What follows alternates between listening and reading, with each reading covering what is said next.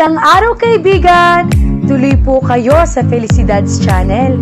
Sa mga kwento ng buhay at pag-ibig na hinalukay sa natatagong baul ni Felicidad. Pero bago po tayo magpatuloy, huwag niyo pong kalilimutan na i-like ang video, i-subscribe ang channel, at i-click ang notification bell para lagi kayong updated sa mga parating pa na upload.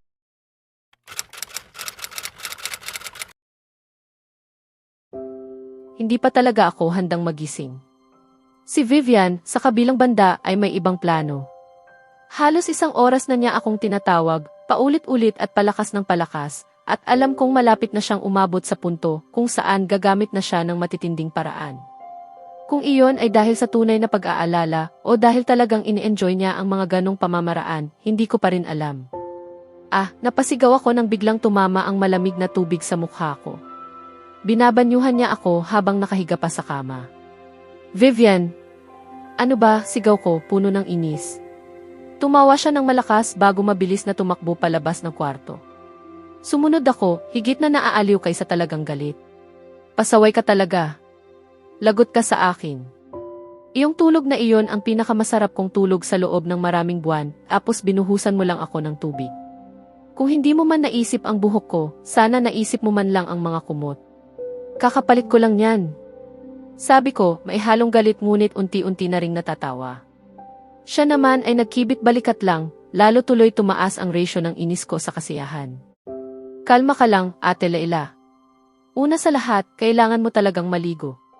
Amoy basura ka na, sabi niya. Napakunot ako at biglang napasinghot ng hindi sinasadya. At saka tigilan mo iyang pagreklamo. Dapat nga magpasalamat ka pa. Itinuro niya ang orasan sa bedside table, 8:30 ng umaga. Ay, Diyos ko! Late na ako sa trabaho. Bakit hindi mo ako binuhusan ng mas maaga? Sabi ko habang nagmamadaling buksan ang closet para pumili ng isusuot. Sinubukan kitang gisingin, pero parang bangkay ka kung matulog, tugon niya na may pang-aasar, sabay talon palapit sa akin. Kaya ginawa ko na lang ang pinakamature na hakbang at gumamit ng kaunting panghihikayat. Oo nga, napaka-mature mo talaga, sabi ko ng sarkastiko, halos nakabaon ang mukha ko sa dresser. Hindi mo ako masisisi.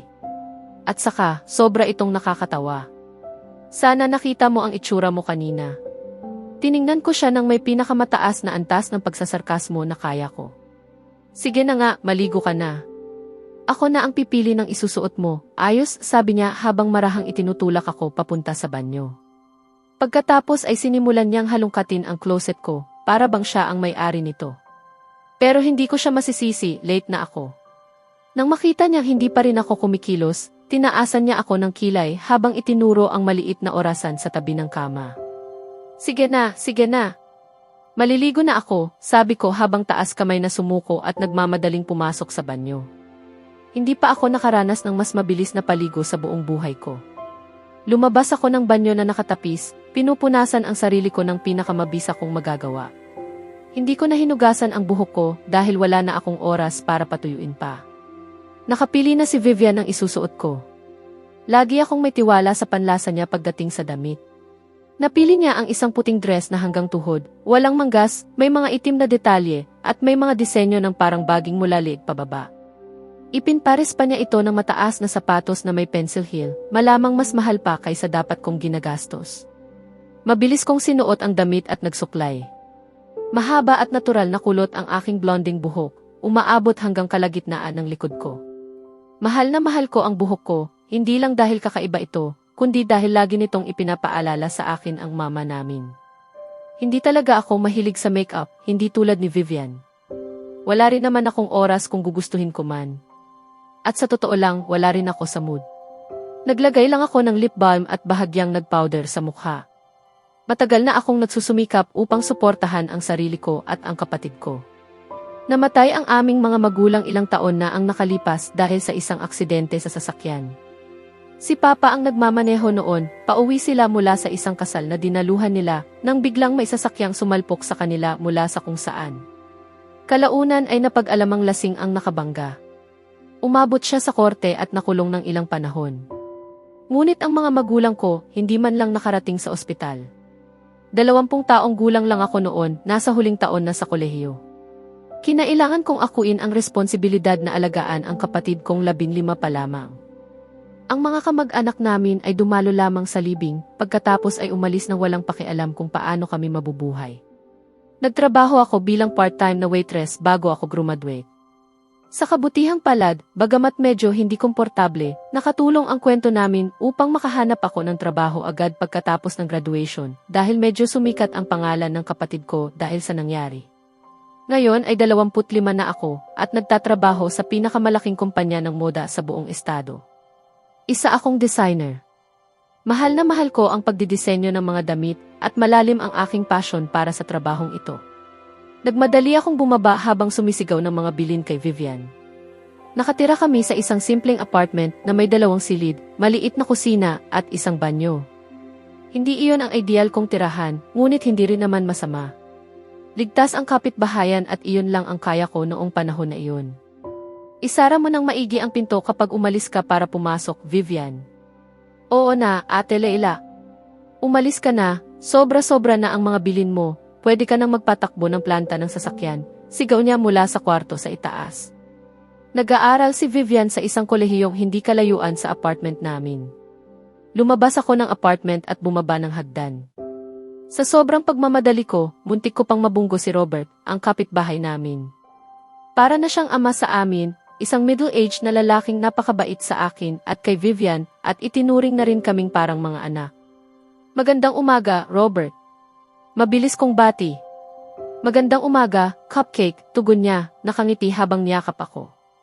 Kailangan ko nang umalis, late na ako. Sigaw ko habang tumatakbo palabas ng gusali upang sumakay ng grab taxi. Ilang bloke lang ang layo ng Fashion World, pero sobrang late ko na para maglakad. Magandang umaga, bati ko sa grab driver.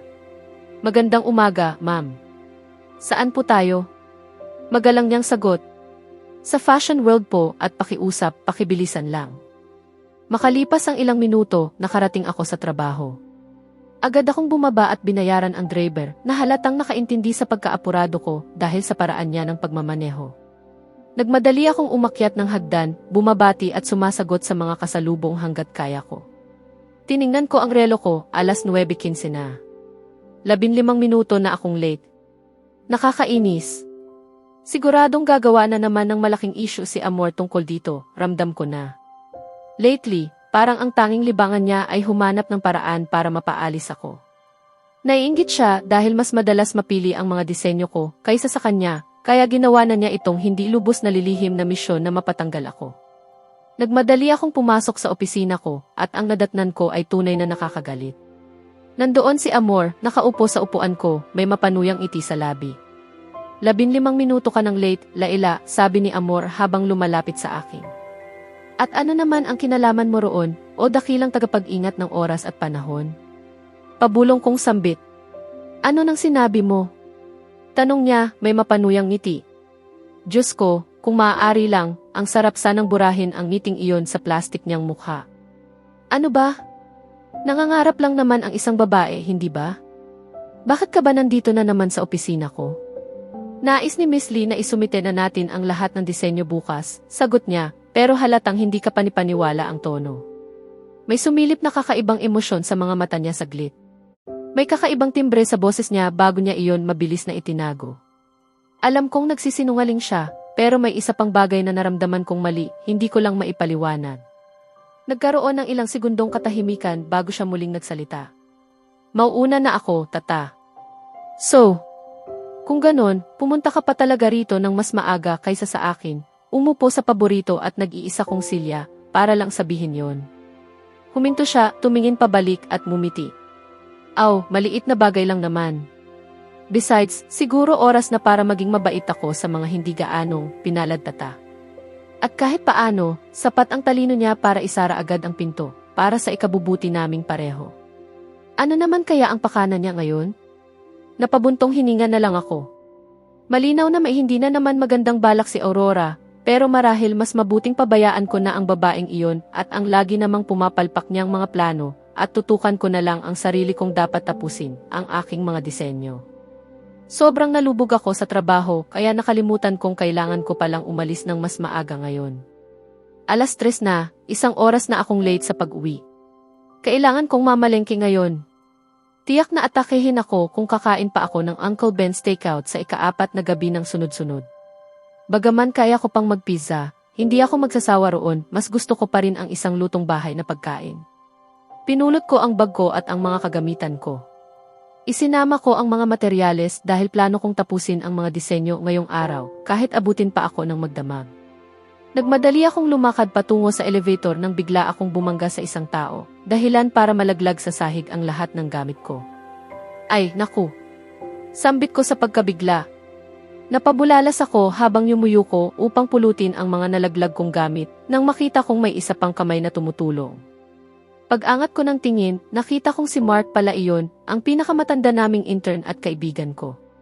Hindi maikakailang gwapo si Mark sa kanyang blonding buhok at berdeng matang madaling ikalunod ng sinuman. Pasensya na, Mark. Pakiramdam ko may nagwawalang bagyo sa loob ng ulo ko, sabi ko habang tumatayo. Ayos lang, mukhang mahaba talaga ang araw mo, tugon niya habang tumuturo sa mga materyales ko. Wala kang ideya, Mark, sabi ko, sabay ngiti. Kailangan ko nang umalis, Mark. Kita tayo bukas, sabi kong papasok sa elevator. Sige, Laila, narinig kong sabi niya bago sumara ang pinto. Kailangan kong dumaan sa bahay para ibaba ang mga materyales at mag-ayos. Kung sasabihin kong ito ang pinakamahusay na araw ko, baka mas maging sarkastiko pa ako kaysa dati. Agad akong nag-book ng Grab at sinabi sa driver ang aming address. Wala talaga ako sa mood sumakay ng bus. Ilang minuto lang, nakarating kami sa apartment complex. Bumaba ako at binayaran ang driver. Pagpasok ko sa complex, sinalubong ako ni Robert, mukhang palabas siya. Cupcake, ang aga mong umuwi ngayon, sabi niya. Umiti ako pabalik. Oo, Robert. Kailangan ko kasing mamalengke ngayon. Tiningnan niya ako ng mabuti at napansin ang paghihirap kong buhatin ang mga gamit ko, bahagya siyang napakunot noo. Kailangan mo ba ng tulong? Tanong niya, sabay turo sa mga hawak ko. Ayos lang, Robert, kaya ko. Mukhang may pupuntahan ka pa. Sige, Robert, sabi ko habang nagmamadaling paakyat ng hagdan. Okay, Cupcake, narinig kong sigaw niya habang palabas siya ng gusali. Nakarating ako sa palapag namin at lumapit sa pinto. Ilang minuto akong nakikipagbuno sa pagbalanse ng lahat ng dala ko habang sabay-sabay kong hinuhugot ang susi mula sa bag upang mabuksan ang pinto. Pagkapasok ko, isinara ko ang pinto gamit ang paa. Dumiretso ako sa kwarto at inilapag ang mga materyales sa mesa ko. Agad akong dumiretso sa banyo upang maglinis at magpaginhawa dahil hindi pa ako nakapagligo ng maayos kaninang umaga. Lumabas ako ng banyo na nakatapis, isa sa katawan at isa sa buhok. At sa pangalawang pagkakataon ngayong araw, kailangan ko na namang pumili ng isusuot ng nagmamadali. Pinatuyo ko ang buhok ko at inayos ito, nilagyan ng maluwag na kulot sa dulo. Naglagay ako ng kaunting lip gloss dahil ayokong mamalat ang labi ko. Isinuot ko ang mga sapatos ko. Kinuha ko ang aking pitaka at bumaba. Inilapag ko ito saglit sa mesa habang nagtungo ako sa kusina. Binuksan ko ang refrigerator at kumuha ng inumin at ilang natirang pizza. Dahil sa bahay ng kaibigan niya matutulog si Vivian ngayong gabi, solo ko ang buong apartment. Pagkatapos kumain, naghugas ako ng pinggan saka nagtungo sa pinto. Sinara ko ang apartment at lumabas ng gusali. Nagpasya akong maglakad papunta sa mall dahil malapit lang naman ito sa amin. Mahilig din akong maglakad dahil nakakatulong ito para makapag-relax ako. Pagdating ko sa mall, pumasok ako at binili ang lahat ng kailangan ko, kasama na ang ilang toiletries, ilang underwear, at ilang materyales para makapagdisenyo ako ng damit para sa sarili ko. Pagkatapos ng ilang oras ng pamimili, labis akong napagod. Lumabas ako ng mall, halos gutom na gutom, parang kaya kong ubusin ang isang buong manok at hindi pa rin masiyahan. May nakita akong Starbucks sa tapat ng kalsada, kaya nagpasya akong doon na kumain. Ngunit habang tatawid ako, biglang may kotse na sumulpot mula kung saan at muntik na akong mabangga. Ay! Napasigaw ako.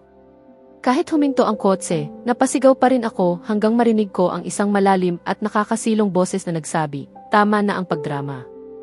Hindi ka naman nabangga ng kotse ko. Seryoso. Ni hindi man lang siya nagsabi ng pasensya. Napalingon ako agad kung saan nanggaling ang boses. Napahinga ako ng malalim nang makita ko siya, at nang lumapit pa siya, lalo lang siyang gumwapo. Para siyang Diyos sa hubog ng katawan, sa kakisigan ng mukha, at sa perpektong linya ng panga, sayang lang at kakambal nito ang sobrang sama ng ugali. Pero hindi nito napigilan ang galit ko. Anong kapal ng mukha mo para sabihin iyan sa akin? Pinupukpok ko siya sa dibdib sa bawat salita. Noong muntik mo na akong banggain ng kotse mo. Ikaw, walang modo. Sabi ko ng puno ng inis. Walang modo, ulit niya, tila natatawa, habang tinitingnan ako na parabang bigla akong nagkadalawang ulo. Lumapit siya ng mas malapit at hinawakan ang kamay ko ng mahigpit. Paano niya nagawa iyon? Ramdam kong unti-unti nang kumukulo ang dugo ko. Sinipa ko siya sa maselang bahagi. Agad niyang binitawan ang kamay ko. Ano bang problema mo? Sabi niya, nakayuko at hawak ang sarili habang umuungol sa sakit. Bagay sa'yo, bulong ko sa isip ko, napapangiti. Alam ko kung sino ka, isa kang, walang modo, diin ko sa bawat salita, sabay sinipa ulit siya. Yan ang leksyon para matuto kang rumespeto sa babae, hangal. Sabi ko iyon bago ako umalis. Gabi na kaya nagpa siya akong umuwi at umorder na lang ng pizza. Sayang at sinira ng sexy stranger ang araw ko. Ano ba, bakit ko nasabing sexy? Ano bang iniisip ko? Ina-attract ka sa kanya, bulong ng subconscious ko. Hindi ah. Sabi ko sa sarili ko, tinataboy ang iniisip ko habang naglalakad pa uwi. Pagdating ko sa bahay, agad akong nagtrabaho sa mga disenyo ko. Masama ang buong araw ko at kailangan kong tapusin ang mga ito. Mahaba-habang gabi pa ito at hindi lang isang tasa ng kape ang kakailanganin ko, isang timba. Sa susunod na kabanata, makakatanggap sila ng isang hindi inaasahang bisita na magpapabago sa takbo ng kanyang gabi at maaaring magdala ng gulo o kilig. Samantala, may bagong lihim na unti-unting maungkat tungkol sa lalaking muntik nang makabangga sa kanya at posibleng hindi iyon ang huling pagbabaon niya ng takong sa sarili nitong ego. Kaya abangan natin,